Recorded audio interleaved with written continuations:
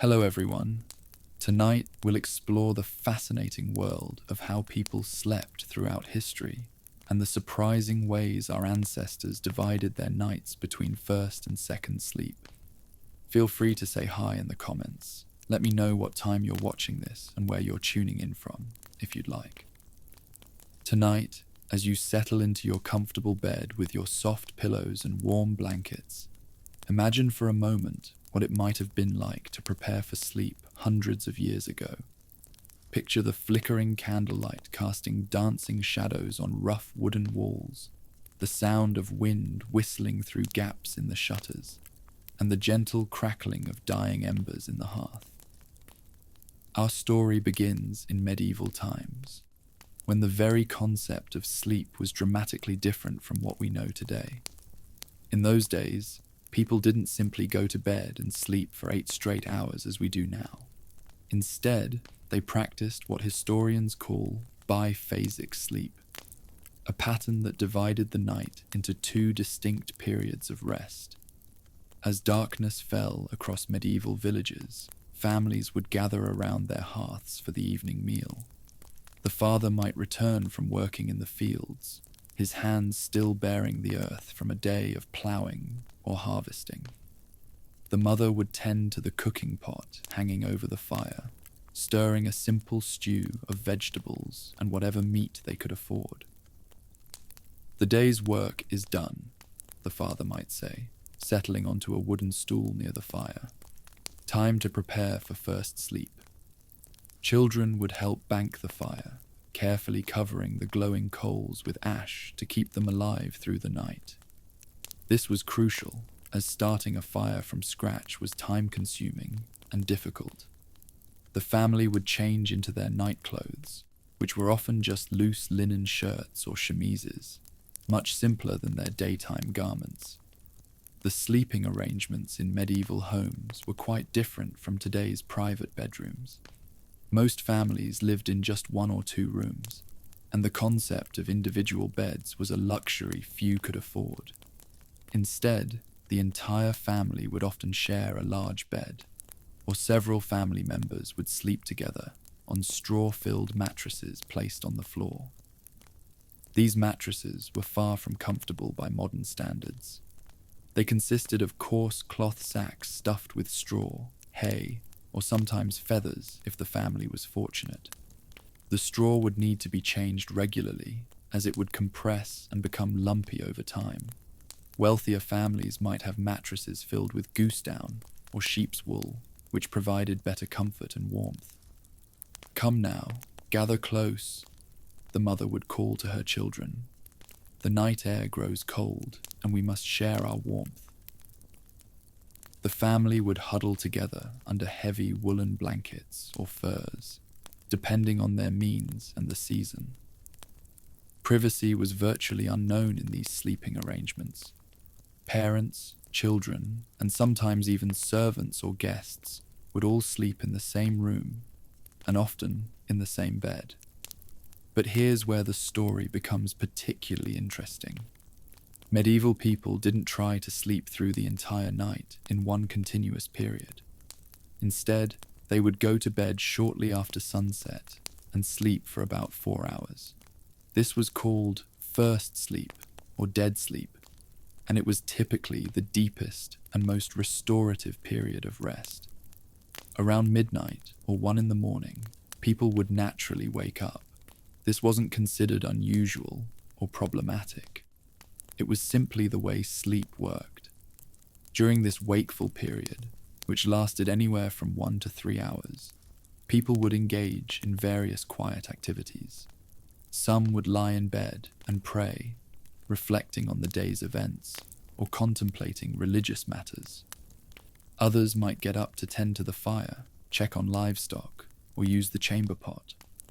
This was also a popular time for intimate conversations between spouses, reading if one was literate and had access to books, or even for intimate relations. "Are you awake, my dear?" a husband might whisper to his wife during this midnight interlude. "Yes, I've been thinking about tomorrow's market day," she might reply. We need to decide which chickens to sell and how much grain to trade for salt. These midnight conversations were often deeper and more meaningful than daytime discussions, as the quiet darkness seemed to encourage introspection and honest communication. People reported having some of their most creative thoughts and solving problems during these wakeful hours. After this period of nighttime wakefulness, people would settle back into what was called second sleep or morning sleep. This would last until dawn, when the cocks crow and the gradual lightening of the sky would signal the start of a new day. The practice of biphasic sleep wasn't limited to medieval Europe. Historical records from various cultures around the world show similar patterns. In ancient Rome, people often divided their nights in similar ways. Roman households would retire early, wake in the middle of the night for various activities, and then return to sleep until dawn. Roman sleeping arrangements were somewhat more sophisticated than their medieval counterparts, at least for the wealthy.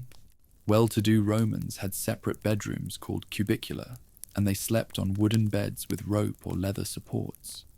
These beds were topped with mattresses stuffed with straw, wool, or feathers, and covered with linen sheets and woolen blankets. The night watch calls the second hour, a Roman might say to his household. Time to bank the brazier and prepare for rest. Roman homes often had hypocaust systems, an early form of central heating that warmed rooms from beneath the floors. This made nighttime more comfortable, though the system was expensive to maintain and only available to the wealthy. For common Roman citizens, sleeping arrangements were more cramped and less comfortable. Urban dwellers often lived in multi-story apartment buildings called insulae, where entire families might share a single room. The risk of fire was constant, as people used oil lamps and charcoal braziers for light and heat.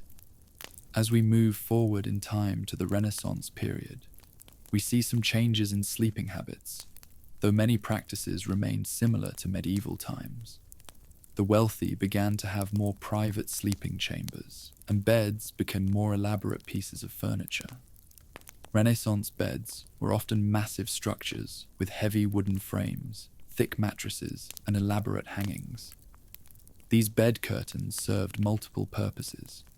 They provided privacy, helped retain warmth, and could be drawn closed to create a separate sleeping space, even in shared rooms. Draw the curtains well, a Renaissance merchant might instruct his servant. The night air carries illness, and we must protect ourselves from the malaria. People in this period believed that night air was dangerous to health, carrying disease and evil humors. This belief led to the practice of sealing windows and doors tightly at night, which often made sleeping chambers stuffy and uncomfortable by modern standards. The concept of biphasic sleep continued through the Renaissance, though it began to change slowly as urban life became more complex. City dwellers started to experience more artificial lighting from street lamps and extended evening activities, which gradually shifted sleep patterns. Mattresses during the Renaissance became more sophisticated for those who could afford them. The wealthy might have mattresses filled with swan down or fine wool, while the middle class used goose feathers or sheep's wool. The poor still slept on straw mattresses, or simply on straw scattered on the floor. "This new mattress is wonderfully soft," a merchant's wife might comment to her husband. "The goose down makes it feel like sleeping on a cloud." Bedding also became more elaborate during this period. Fine linen sheets, embroidered pillowcases, and decorative coverlets became symbols of wealth and status. The wealthy would often have multiple sets of bedding, allowing them to have fresh linens while others were being washed.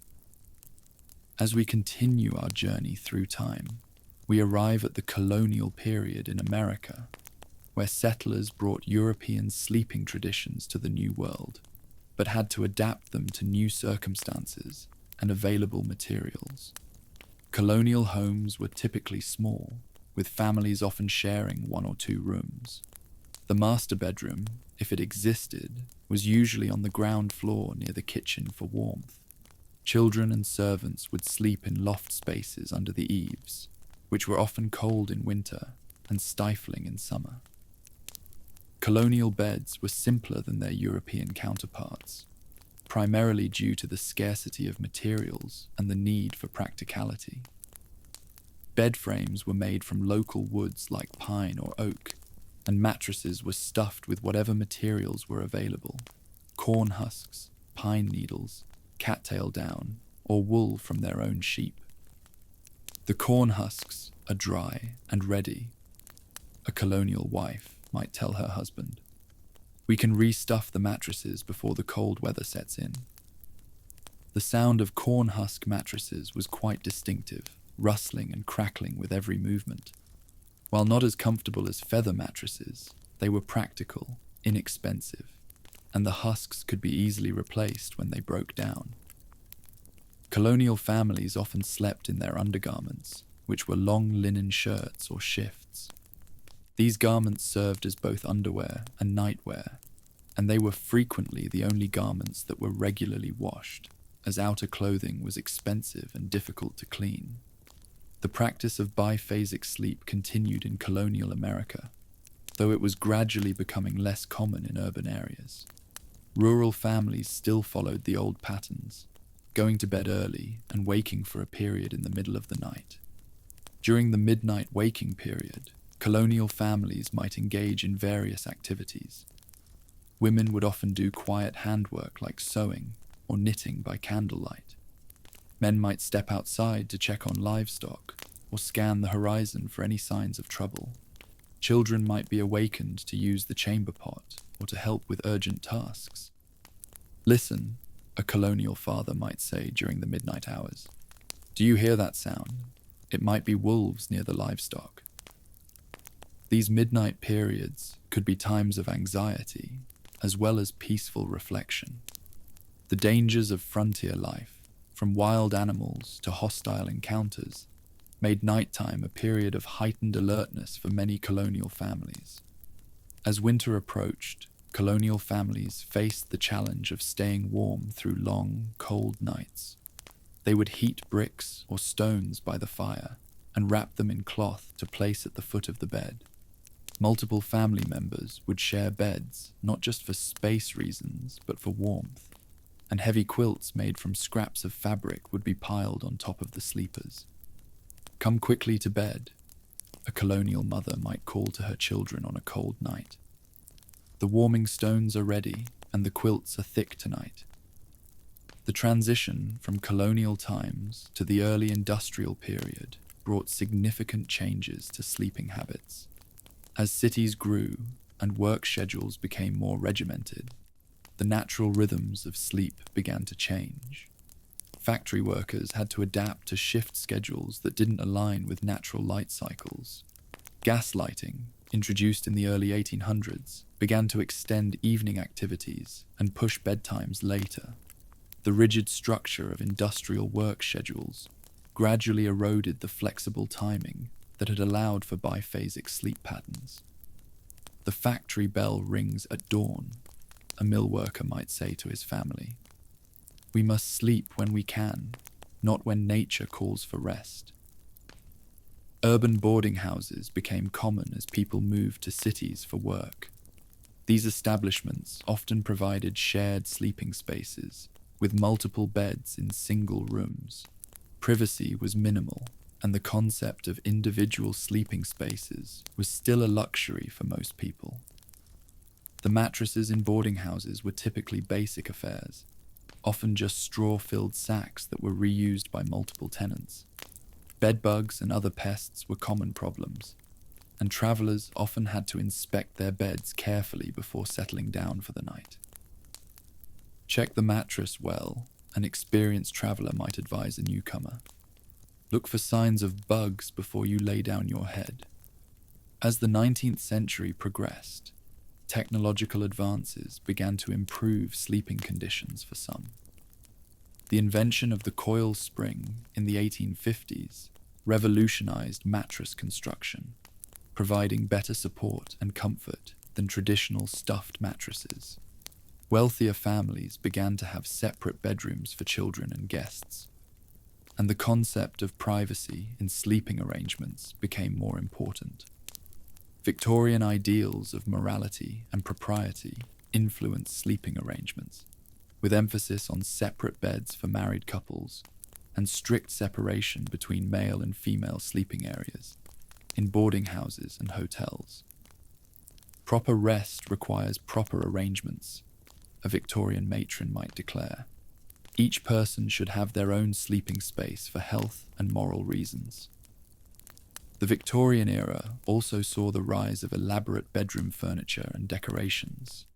Beds became massive, ornate pieces with carved headboards and footboards. Bedroom sets included matching dressers, washstands, and chairs. The wealthy filled their bedrooms with heavy draperies, carpets, and numerous decorative objects. Victorian mattresses were often made with horsehair, which was considered hygienic and durable. Feather mattresses were placed on top of the horsehair base for comfort. The combination provided good support while maintaining the softness that people desired. The new horsehair mattress is quite firm, a Victorian gentleman might observe. It should provide proper support for healthful sleep. Victorian bedding was elaborate and abundant. Multiple layers of sheets, blankets, and coverlets were considered necessary for proper sleep. The wealthy might have silk or fine cotton sheets, while the middle class used linen or cotton. Even the poor aspired to have clean, pressed bedding as a sign of respectability. The Victorian era also marked the beginning of the end for biphasic sleep patterns. Gas lighting and later electric lighting allowed people to stay awake later into the evening. Work schedules became more rigid, and social activities extended further into the night. The gas lamps allow us to read and sew well into the evening, a Victorian wife might comment. We no longer need to retire so early. As we reach the early 20th century, we see dramatic changes in sleeping habits and bedroom arrangements. The rise of electric lighting, central heating, and modern plumbing transformed the nighttime experience. Individual bedrooms became more common, even for middle-class families. The concept of children having their own rooms gained popularity, and the idea of privacy in sleeping arrangements became standard rather than luxurious. Each child should have their own space for rest, a progressive mother might argue. It promotes health and individual development. The early 1900s saw the introduction of mass-produced mattresses and bedding. Companies began to standardize mattress sizes and develop new materials and construction methods. The modern box spring and mattress combination became popular, providing better support and comfort than previous designs. Hotels and boarding houses began to offer private rooms with individual beds as standard accommodations. The idea of sharing beds with strangers, which had been common in earlier centuries, became unacceptable to most people. A clean bed and a private room, a hotel might advertise. Modern accommodations for the discerning traveler. The development of synthetic materials in the early 20th century began to change mattress and bedding construction. Cotton batting, synthetic fibers, and new spring designs made mattresses more affordable and comfortable for average families. As we approached the modern era, the shift from biphasic to monophasic sleep was nearly complete. People began to expect 8 hours of continuous sleep, and the practice of waking in the middle of the night became seen as a sleep disorder rather than a natural pattern. A good night's sleep means sleeping straight through, a 1920s health manual might proclaim. Waking in the night is a sign of poor health or nervous condition. The introduction of radio and later television extended evening entertainment, pushing bedtimes later and making it more difficult to maintain the early sleep schedules that had supported biphasic patterns. Throughout this long journey through sleeping history, we can see how dramatically our relationship with sleep has changed. What our ancestors considered normal, natural patterns of rest became viewed as problems to be solved. The quiet, contemplative hours of midnight wakefulness gave way to the expectation of uninterrupted sleep. The social aspects of sleep also transformed completely. Where once entire families and even strangers might share sleeping spaces, privacy became paramount. The communal warmth and security of shared beds was replaced by individual sleeping arrangements. In the old days, we slept together for warmth and safety, an elderly person might reminisce. Now everyone needs their own space, their own bed. The materials and construction of beds and mattresses evolved from simple, natural stuffing to complex, engineered systems. The rustling corn husks and crackling straw gave way to silent, supportive springs and foam. Modern heating and cooling systems eliminated the need for bed warmers and heavy curtains. The careful banking of fires and the strategic placement of warming stones became obsolete as thermostats maintained comfortable temperatures throughout the night. Yet for all these changes, the fundamental human need for rest and restoration remained constant. Whether sleeping on straw mattresses by candlelight or modern memory foam under electric lighting, people still sought the peace and renewal that comes with a good night's sleep. The stories and conversations that took place during those midnight hours of biphasic sleep have largely been lost to history. The intimate discussions between spouses, the quiet prayers and reflections, the creative thoughts that emerged in the darkness, all became casualties of our modern sleep efficiency. We gained comfort, a sleep historian might observe, but perhaps we lost something of the rhythm and reflection that came with the old ways. As you settle into your bed tonight, with your climate-controlled room and your carefully engineered mattress, take a moment to imagine those earlier sleepers. Picture the medieval family huddled together under wool blankets, the colonial mother checking on her children by candlelight, or the Victorian gentleman reading by gas lamp before retiring. Consider how the sounds of their nights differed from ours.